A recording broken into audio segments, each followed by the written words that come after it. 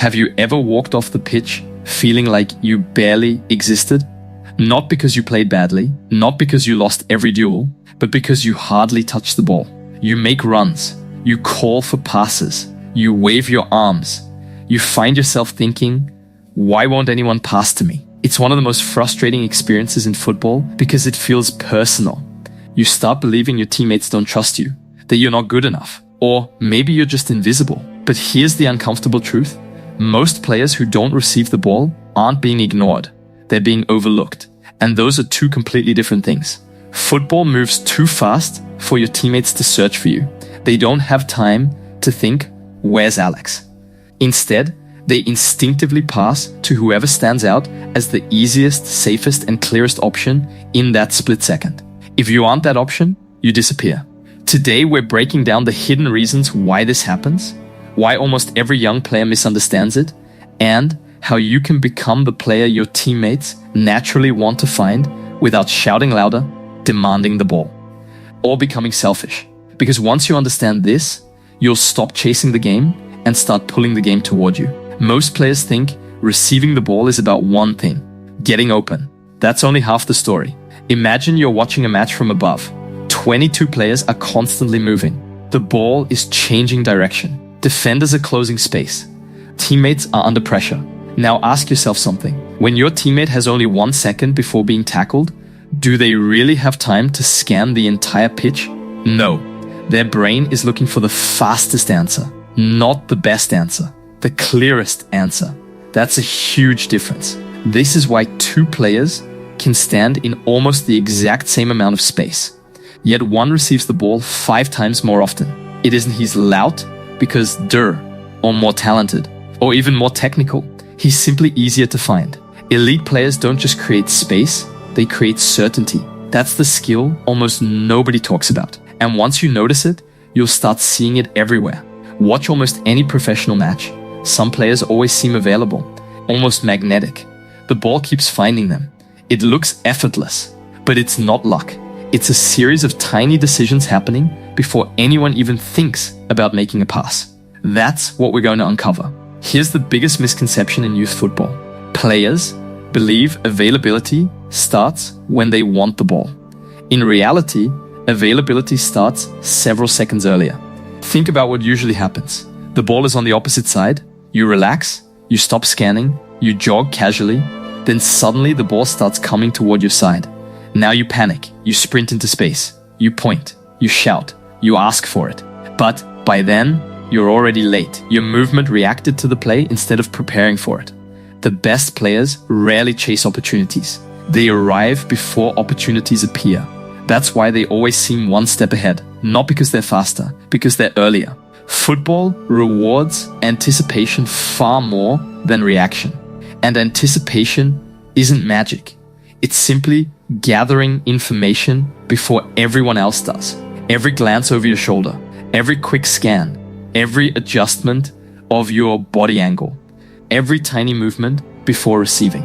These actions may seem insignificant, but together they completely change how visible you become. Here's something most players never realize. Visibility in football isn't just about where you stand. It's about what picture you're creating for your teammate. Imagine you're solving a puzzle. One piece is bright red, the others blend into the background. Which one do your eyes notice first? Exactly, your movement can create that same effect. Good positioning helps. Clear positioning gets passed to. That's an important distinction. 1. Become predictable for your teammates. People often hear coaches say, be unpredictable. That's excellent advice when you're attacking defenders, but terrible advice when you're trying to help your teammates. Your teammates don't want surprises. They want reliability. Imagine you're under heavy pressure in midfield. Would you rather pass to someone whose movement is random or someone who always appears exactly where you expect? Trust grows from consistency. Watch experienced midfielders. They constantly offer simple passing lanes, not spectacular ones, simple ones. They understand something younger players often ignore. The easiest pass is usually the first pass. Instead of making huge dramatic runs every few seconds, begin making small supporting movements. 1 step left, pause, half, turn your body, adjust your distance, open another passing angle. Tiny movements beat giant ones because they happen early enough for teammates to recognize them. When players know where you'll be, they stop searching. They simply pass. That's exactly what you want. 2. Stop standing in space. Here's another mistake. Players become obsessed with finding empty grass. Empty grass doesn't receive passes. Passing lanes do. You can stand completely alone, yet still be impossible to pass to. Why? Because a defender is quietly blocking the line. From your perspective, you're free. From your teammate's perspective, you're hidden.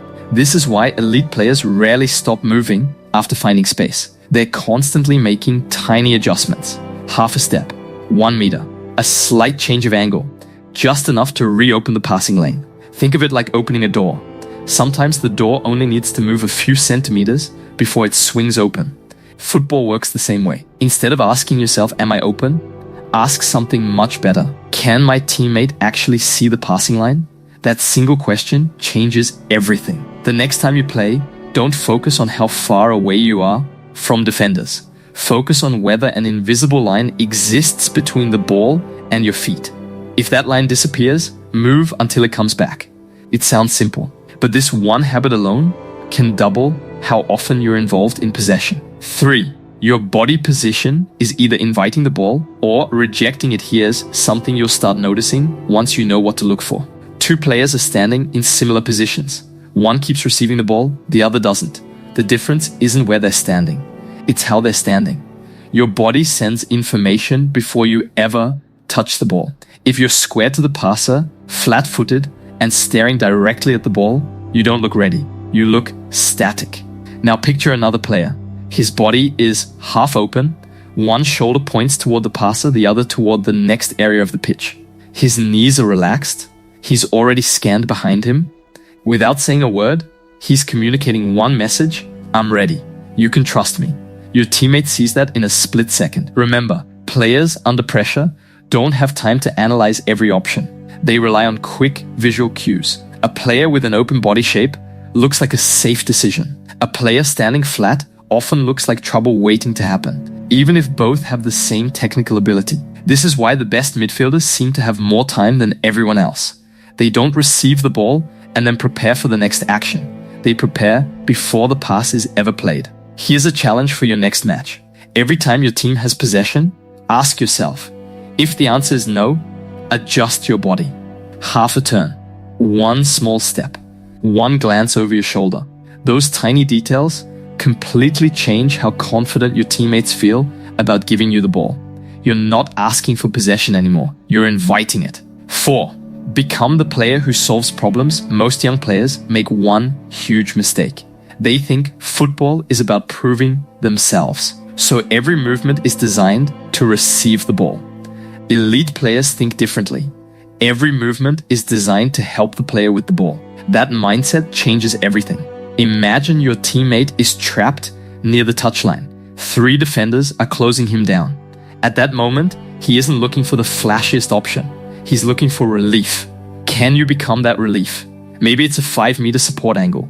Maybe it's dropping behind the pressure. Maybe it's pulling a defender away instead of asking for the pass. Ironically, the less desperate you become for the ball, the more often you receive it.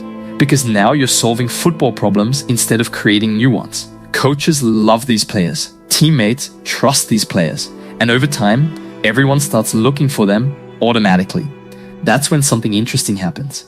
You don't have to call for the ball nearly as much. The ball starts finding you. Let's turn all of this into something you can use in your very next game. Don't try to change everything at once.